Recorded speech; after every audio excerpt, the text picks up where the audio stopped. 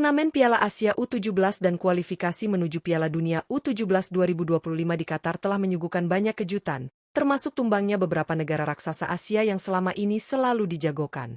Siapa sangka, tiga tim kuat yang dikenal memiliki sejarah panjang di level usia muda justru harus tersingkir lebih awal dan gagal melangkah ke babak 8 besar.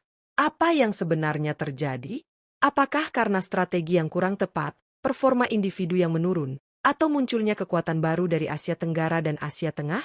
Dalam video ini, kita akan membahas secara mendalam tiga negara top Asia yang gagal memenuhi ekspektasi di dua ajang paling bergengsi ini.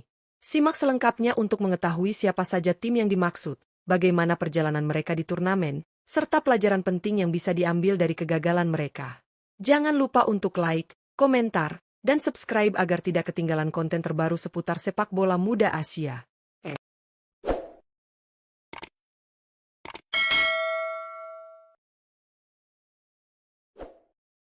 1. Australia U17. Australia U17 harus menelan kenyataan pahit setelah gagal melangkah ke babak perempat final Piala Asia U17 2025. Hasil ini sekaligus membuat mereka absen di ajang bergengsi Piala Dunia U17 yang akan digelar di Qatar pada bulan November mendatang. Penampilan Australia di fase grup terbilang kurang maksimal. Mereka tergabung dalam grup yang sangat kompetitif dan harus bersaing ketat untuk memperebutkan tiket ke babak berikutnya. Dari tiga laga yang dijalani, Australia hanya mampu mengumpulkan total 4 poin, hasil dari 1 kemenangan, 1 hasil imbang, dan 1 kekalahan. Sayangnya, poin tersebut tidak cukup untuk membawa mereka lolos ke fase gugur. Australia harus puas menempati posisi ketiga di klasemen akhir grup, kalah dalam hitungan head-to-head dari Uni Emirat Arab yang memiliki jumlah poin sama, namun unggul secara pertemuan langsung. Kegagalan ini tentu menjadi pukulan telak bagi tim muda negeri Kanguru, yang biasanya menjadi salah satu kekuatan utama di level usia Asia. Banyak yang mempertanyakan performa skuad dan strategi yang digunakan.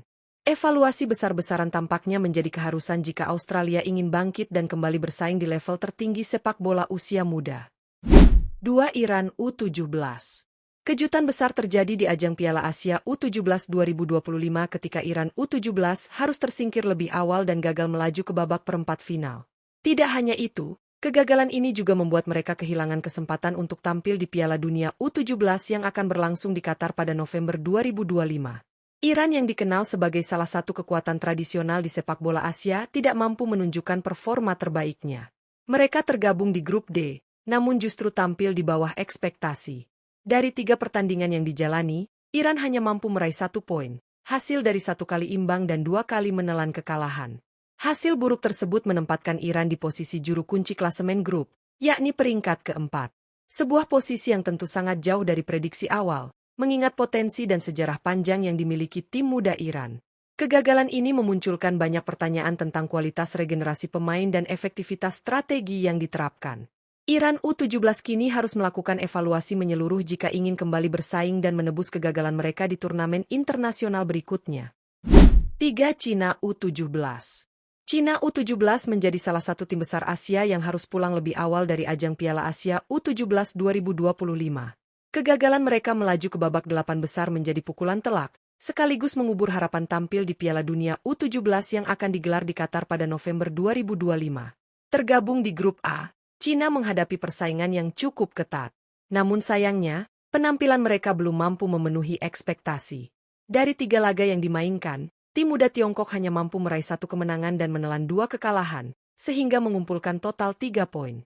Dengan hasil tersebut, Cina harus puas menempati posisi ketiga klasemen akhir grup.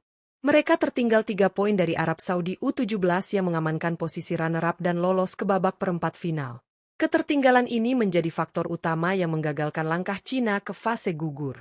Hasil ini tentu menjadi bahan evaluasi serius bagi sepak bola usia muda Cina. Dengan investasi besar di bidang pengembangan pemain muda, kegagalan ini menunjukkan masih banyak hal yang perlu diperbaiki agar bisa bersaing di level tertinggi sepak bola Asia dan dunia. Turnamen Piala Asia U17 2025 benar-benar menyuguhkan kejutan yang tidak sedikit. Gagalnya 3 negara besar seperti Australia, Iran, dan Cina menjadi bukti bahwa persaingan di level usia muda semakin ketat dan tak bisa lagi mengandalkan nama besar semata. Negara-negara yang selama ini dianggap sebagai kekuatan tradisional pun bisa tumbang jika tidak melakukan pembinaan yang konsisten dan adaptif terhadap perkembangan sepak bola modern.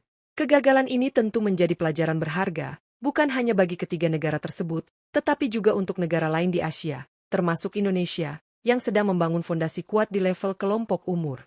Di balik hasil buruk, selalu ada peluang untuk bangkit dan berbenah menuju masa depan yang lebih baik. Terima kasih sudah menonton video ini.